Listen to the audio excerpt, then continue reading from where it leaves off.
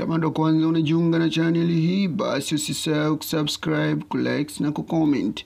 Uongozi wa klabu ya soka ya Simba, kama mna masikio na msikie, kama ni waerevu basi na mdadavue ambayo atakwenda kuyasema kuelekea msimu 2025-26. Dirisha la usajili liko wazi. Kwa sasa mnapaswa kusajili wachezaji ambao watakuwa ni msaada na mchango mkubwa katika klabu yenu ya soka ya Simba.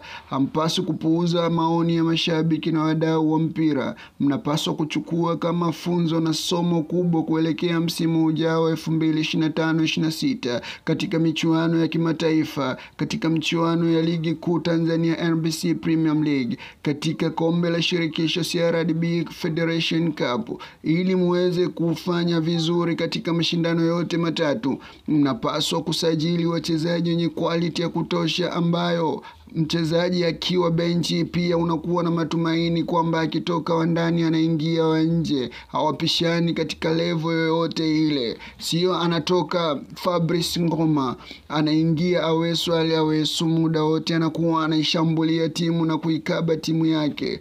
Pasi ya kuamua maamuzi, anarudisha pasi mipira nyuma. Itoshe kusema mchezaji kama Awesu tayari muda wake wa kuitumikia klabu kubwa kama ya Simba unatosha. Msimu ambao aliupata unatosha kabisa kuonesha quality yake sio ya klabu ya level kama ya Simba. Anapaswa kurudi kwenye vilabu vya level yake, aende katafute changamoto nyingine mpya. Simba ni level ya wachezaji ambao wapo machuadi, wenye kutaka matokeo muda wowote na wakapatikana.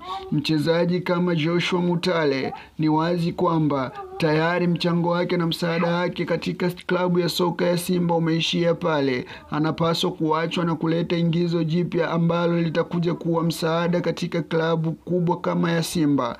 Joshua Mutale, mechi ya jana imedhihirisha uwezo wake na ubora wake kuelekea msimu ujao 2025-26.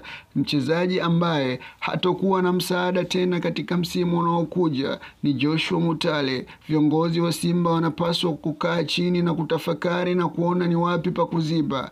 Tukirejea katika upande wa beki, Shemalon Fondo, ni wazi ya kuwa mchango aliotoa ndani ya klabu ya soka ya Simba ni mkubwa na unatosha mpaka kufikia hivi sasa. Lakini kwa quality ya Simba ambao wanahitaji kuelekea msimu ujao 2025-26, kuanzia klabu bingwa barani Afrika pamoja na ligi kuu Tanzania NBC Premium League, itoshe kusema wanahitaji kuachana na mchezaji huyo Shemalon Fondo. Au uwezo wake pia naona utakuwa umeishia hapo. Hana tena msaada wa kuipambania klabu kubwa na nembo kubwa kama ya Simba.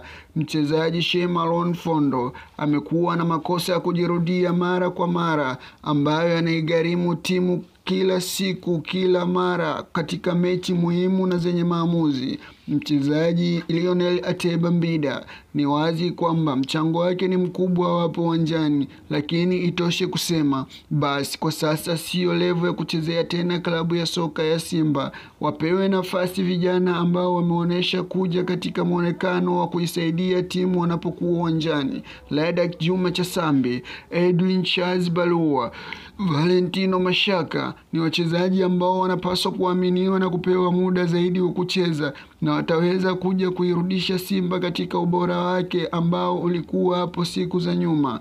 Itoshe kusema mashabiki wa Simba wanaumia na wanahitaji kabisa furaha na faraja irejee mara moja katika nyuso zao na mioyo yao.